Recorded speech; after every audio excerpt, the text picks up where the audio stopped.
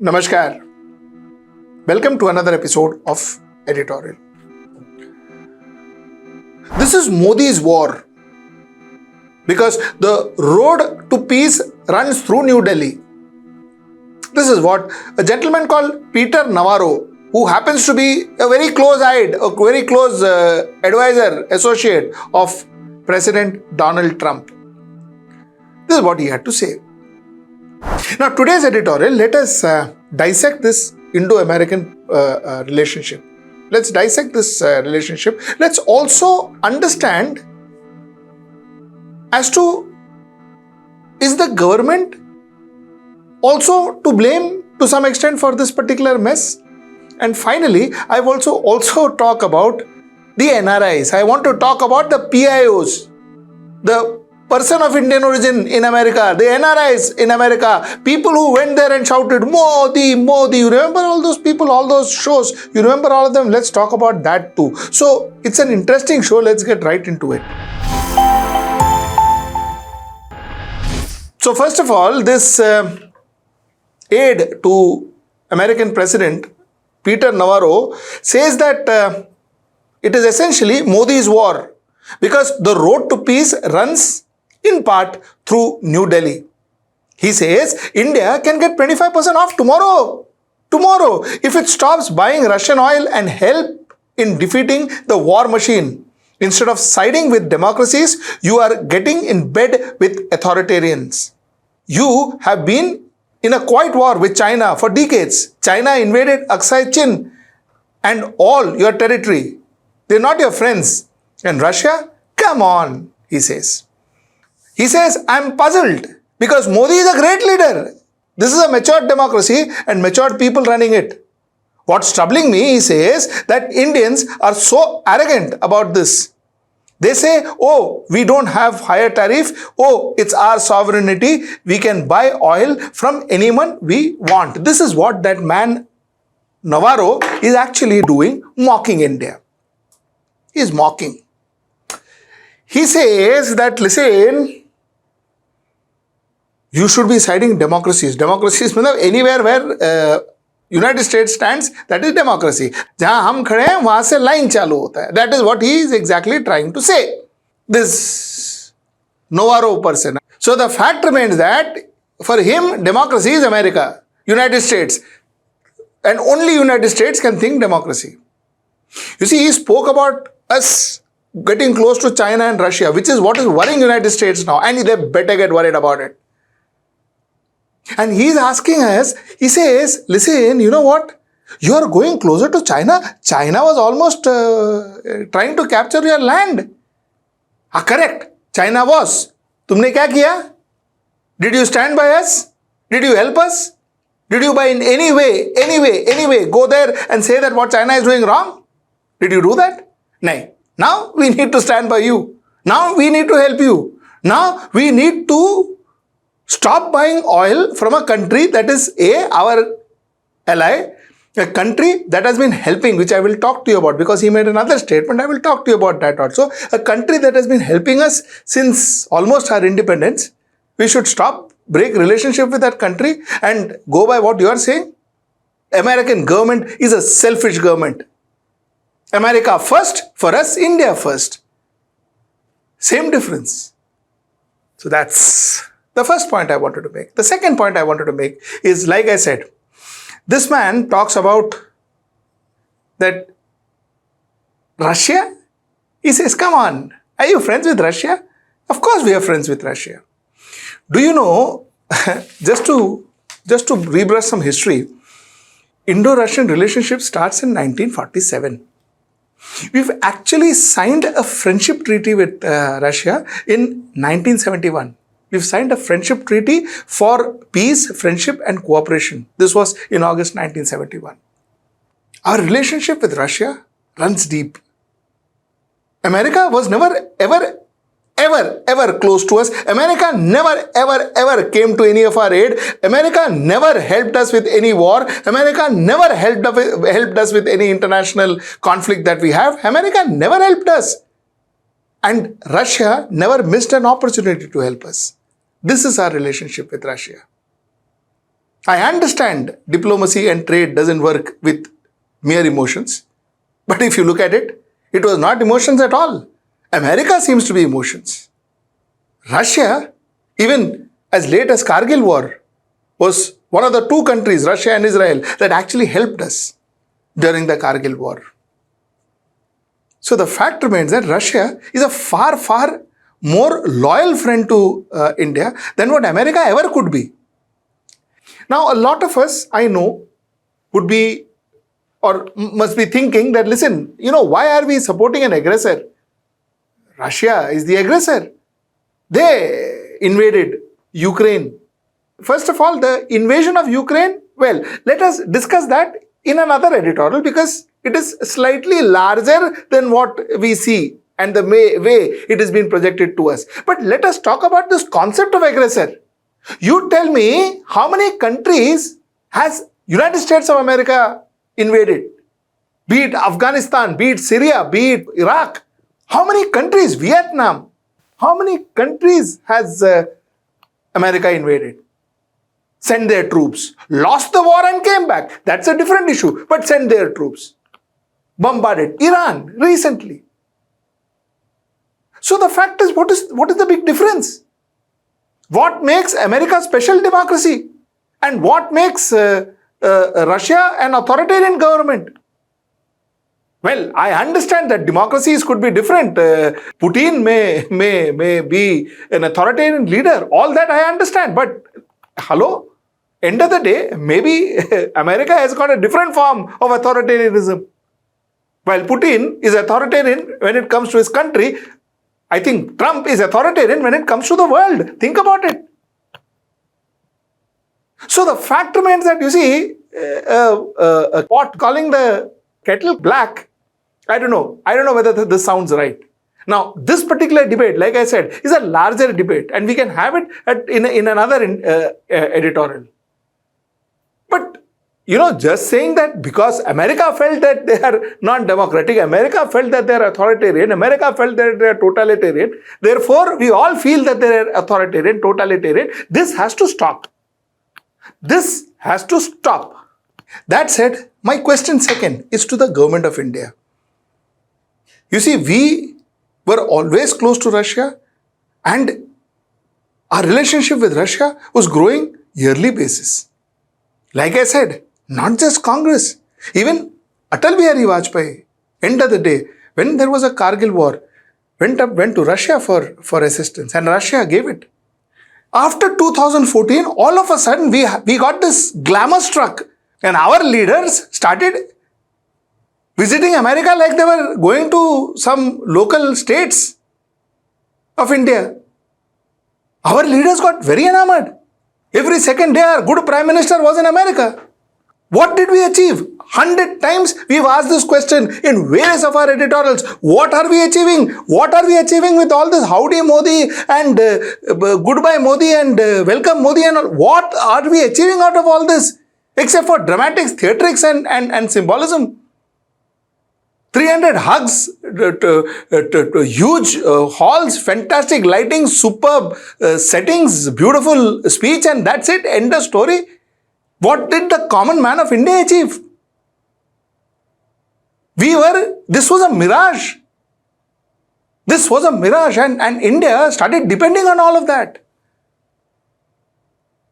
End of the day, when it came to reality, this is it, what it is today. Like I told you in my last editorial, we had our local geopolitical experts who are yoga guru, come geopolitical experts, come economists, and all talking about, how important Trump is for Sanatan Dharma and how important Trump is for India and all that. These were the geopoliticians who were advising India, who were propagating Trump campaign in India. Of course, our Prime Minister too, actually, to some extent, went out and campaigned for Mr. Donald Trump. Friends, we in India have connected well with President Trump. The words of candidate Trump, अब की बार Trump सरकार Today, shouldn't we be accepting the fact that we went wrong as far as our strategy is concerned?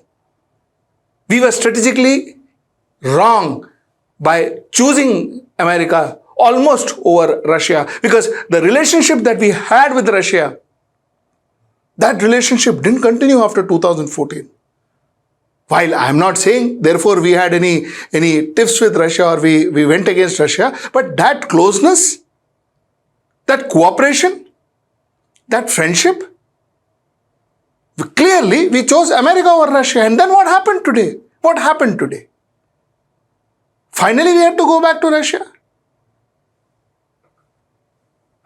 And whatever said and done, I am not somebody who actually trusts China a lot. I do not. Somewhere down the line, I believe China would never be somebody you can blindly trust on. But given an option between America and China, I think China would be better. At least he is close by. RIC, that is Russia, India and China, this cooperation could be better than going after and begging and standing in line outside that Trump's office, massaging that Trump's ego. Like some experts put it, Trumpology, learning Trumpology before entering America. That country is not run by a government, it is run by some person, some man and his ego. That's what that country is run. It is unfortunate, but that's a fact. So somewhere down the line, like I asked, isn't it time that our government agrees to the fact the strategy was erroneous? The strategy of choosing United States over Russia right from 2014 to 2025 when they were shown their reality, wasn't that strategy wrong? Would the government accept it? Point number 2. Point number 3. You see, last time I said, our biggest problem is we base our premises on people who literally talk frivolous things. People who is and situations which are far, far, far away from reality. We went by this visual.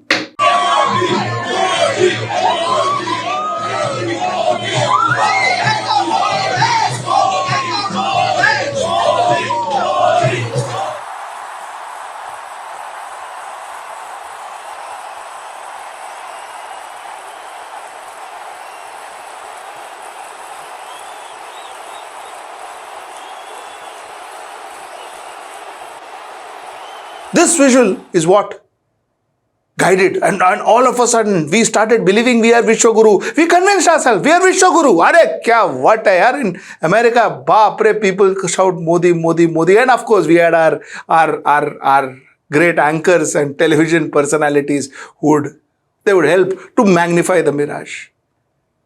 And we started thinking that this is it. Our world image is like skyrocketing, and then now we realized where we stand. This euphoria, this hyper nationalism, all of this, how real was it? How real was it? Was it actually helping the country? And that's the question we never bothered to ask. We never bothered to ask that NRIs. We never bothered to ask that PIO. See, I have a lot of respect for NRI. They help us with our foreign exchange. They send money to India and that helps our foreign exchange. It's not that they are not contributing to the growth, but the fact remains that sitting there and being hyper nationalistic is till such time that suits the particular community, that particular diaspora. The moment it changes, the situation changes, you see, your tone changes. Let me talk to you about a tweet that I read recently from this lady called Asha Jadeja Motwani. Asha Jadeja Motwani says that the only Indian American mega donor to Republican Party is me. She says she donated to Trump, so she's big.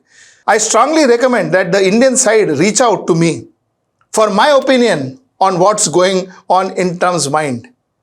I may not be accurate, I'm sure she is not, but I will be close. Please look at the Federal Election Commission website to see who is donating what.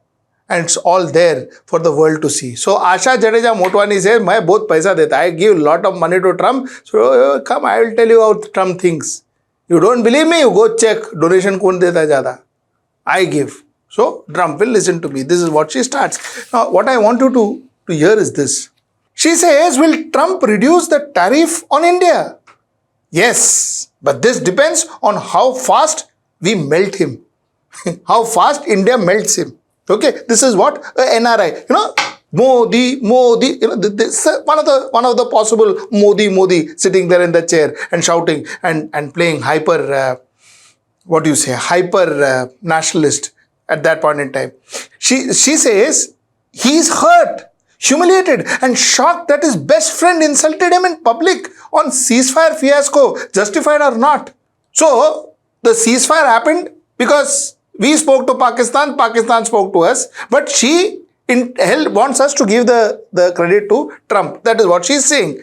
One of the people, possibly, one of the people who sat there in that large crowd that you see, which says Modi, one of the people. So these are the people that actually formed, listening to whom we formed opinion in our mind that, Modi, America, the whole world, we are Vishwagurus, everybody listens to us. Papa war rukwa di. These are the people who convinced us. And we got convinced by these people. I'm not saying this particular person, but I'm saying, I'm taking this as a case in point. End of the day, this is how most of the NRIs, most of the PIO would think. You see, further on, she goes to add that he will come around, but show him the warmth that we genuinely have for our bestie, US. A fellow democracy, a fellow free country and a fellow market economy. With a 6 million strong diaspora, we are on the right track. India is furiously working on being a peace builder between Russia and Ukraine. The narrative needs to get stronger in the West. Where is our PR guy? Let Trump know that what goodies we have in place when we visit India for Quad. Which we have to tell, our PR guy has to go according to her and tell Trump, I've got peda for you, I've got chiku for you, I've got, rasgulla for you. I don't know what she means by all of this. But this is a very, very unique way of diplomacy that I have heard. But this is exactly what I don't want to go further because this goes on and on. This is how possibly some of the people of our diaspora thinks. I'm not saying therefore the whole diaspora thinks like this, please. But this is how some of the diaspora, people from our diaspora thinks. These are the people who organizes events, who does all the shows, and we get guided by them. This is the point I wanted to make. They want our Indian industries to invest in United States to please Lord Trump. This is exactly what a lot of people say. That, it is our mistake. We should be pleasing Trump. We should be building about Russia and Ukraine peace. Of course, why shouldn't we build peace? But why should we use Trump's platform to build peace between Russia and Ukraine? We can use the BRIC. BRICS can be a platform to build peace. That is a platform we build. Why should we? Because why should we build it in America, an American platform? So this is what let me use the word some, because this is not what every PIO or every NRI would think. Definitely not. And like I said, I have a lot of respect for NRI for the simple reason here, I'm not trying to be political correct here, the simple reason that a lot of NRIs, the kind of money they send to India, helps us in our foreign exchange. So all gratitude to them. But the fact remains that let us not make their events and their euphoria and their symbolism and their shows and all as our yardstick to measure our popularity in the world. Let us not do that. That's the point I'm trying to make. So this is the editorial that I wanted to talk to you about today. We will talk a little more on RIC versus United States of America. That's for the next time. Till I see you. Namaskar.